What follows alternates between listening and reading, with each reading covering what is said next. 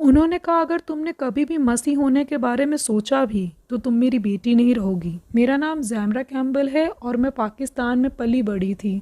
ख़ास तौर पे बताऊं तो मैं पेशावर पाकिस्तान में पली बड़ी थी और अगस्त 2003 में हम यूएसए आ गए। एलिमेंट्री स्कूल से मैं कॉलेज में आई और यूटी डैलस से मैंने अपनी बैचलर की डिग्री की और वहाँ मिली मैं अपने हस्बैंड से अपने लास्ट सेमेस्टर बैचलर डिग्री के। वो वेंसडे की नाइट थी और हम साथ में बैठे थे। हम दोनों ही जानते थे कि हम एक दूसरे में इंटरेस्टेड हैं। उन्होंने कहा, मैं तुम्हें बहुत पसंद करता हूँ, और उन्होंने कहा, मैं तुम्हारी बहुत केयर करता हूँ, और उन्होंने कहा वो मुझे स्वर्ग में देखना चाहते हैं, और मेरे रोंगटे खड़े हो गए। हेवन का जो कॉन्सेप्ट है वो जाहिर तौर पर इस्लाम में ही दिखाया गया है। हम लोग जन्नत और जहन्नम जान कर ही बड़े होते हैं। तो उन्होंने मुझे बाइबल पढ़ने के लिए कहा उनके साथ। इससे पहले मैंने बाइबल कभी नहीं छुई थी क्योंकि मुझे बताया गया था कि बाइबल करप्ट हो चुकी है। मैंने कहा, मैं देखूंगी बाइबल तब जब आप मेरे साथ कुरान देखेंगे। मेरे पति वेस कैम्बल इस्लाम के कल्चर के बारे में सीखने के लायक थे क्योंकि इस्लाम सिर्फ एक मज़हब नहीं है बल्कि एक कल्चर है बहुत ही स्ट्रॉन्ग फैमिली बैकग्राउंड के साथ। जो भी हम ढूंढ रहे हैं उस तक पहुंचाने के लिए खुदा के पास अपना ही तरीका होता है। और मैं पहुंची नबील कुरैशी नाम के शख्स की किताब तक, सीकिंग अल्लाह फाइंडिंग जीसस। अगर हम ये यकीन करते हैं कि खुदा सब कुछ कर सकता है तो हम उसकी पावर को इतना लिमिटेड क्यों कर देते हैं कि खुदा धरती पे नहीं आ सकता, वो अपने आप को क्रिएट नहीं कर सकता, या उसके बेटा नहीं हो सकता। यीशु की नबूवत बहुत पहले हुई है जेनेसिस में, जहाँ पर आदम और हव्वा ने वो फल खाया था जिसे खाने की मनाही थी। यहोवा ने बोल दिया था शैतान को कि वो तुम्हारे सिर को कुचलेगा। कौन है वो जो वहाँ पर मेंशन किया गया है? और वो यीशु है।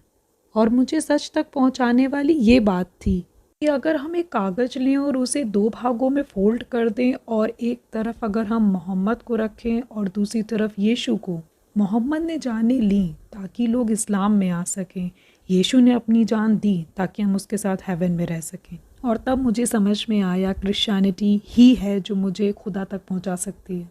एक मुसलमान के तरीके से ही, लेकिन मैंने हर संडे चर्च जाना शुरू किया। दिल में कहीं सच तो पता चल गया था लेकिन मैं उसके पीछे नहीं चलना चाह रही थी। मैं उस अंजाम के बारे में सोच रही थी। अगर आप ये ऐलान कर दें कि यीशु खुदा है या खुदा का बेटा है तो इस्लाम ऐसा है कि अगर आप क्रिश्चियन हो गए तो वो आपको जान से मार सकता है। मैंने अपने वालिद से बात की कि डैड, क्या आपको मालूम है कि इस्लाम इजाज़त देता है क्रिश्चियंस के सर काटने की या उन लोगों के सर काटने की जो लोग मासूम हैं? उन्होंने कहा, अगर तुमने कभी क्रिश्चियन होने के बारे में सोचा भी तो तुम मेरी बेटी नहीं रहोगी। मैं अपने दिमाग में बड़ी मुश्किल में थी क्योंकि मैं सच तो जान गई थी लेकिन मैं उसे फिर भी मान नहीं सकती थी। मुझे ये मालूम था कि अगर एक बार मैंने यीशु को अपना सेवियर और या गॉड मान लिया तो मैं अपने पेरेंट्स को खो दूंगी। मुझे अपने रिलेटिव्स को, अपने भाई बहनों को छोड़ना पड़ेगा जिनके साथ मैं पिछले 20 सालों से हूँ। और एक रात मैं अपने बेड पर लेटी हुई थी। मुझे मालूम है मैं बहुत जज्बाती हो रही थी और ये बोझ मैंने अपने कंधों पर उठाया हुआ था। अचानक से मैंने अपनी आंखों को बंद करा और मैंने खुदा से कहा, मुझे माफ़ कीजिए क्योंकि जो आप हैं वो मैं मान नहीं सकती। और ये था वो समय जब यीशु मेरे सामने आ गए। उनका बहुत ही मुस्कुराता हुआ सा चेहरा है। मैं उसे ख्वाब नहीं कहूँगी क्योंकि मैं जग रही थी, पक्का वो एक विजन ही था। और ये वो लम्हा था जब मैंने फ़ैसला लिया कि मैं उसके पीछे चलूँगी अंजाम की परवाह किए बिना। हमें बस अपनी आँखें उसकी ओर लगा कर के रखना है कि हम उसके प्लान को जान सकें कि वो हमसे क्या कहना चाहता है और हम वो करें। मैं ये कह सकती हूँ कि मेरे अंदर इतनी हिम्मत नहीं थी कि मैं उन्हें मुंह पर बोल सकूँ, इसलिए मैंने अपने पेरेंट्स को एक ख़त लिखा कि मैं यीशु से मोहब्बत करती हूँ और उसके पीछे चल रही हूँ। अगले दिन 28 अप्रैल का इतना अच्छा दिन था। उस दिन मुझे कोई फ़िक्र नहीं रही अपने बोझ को उठाए रखने की।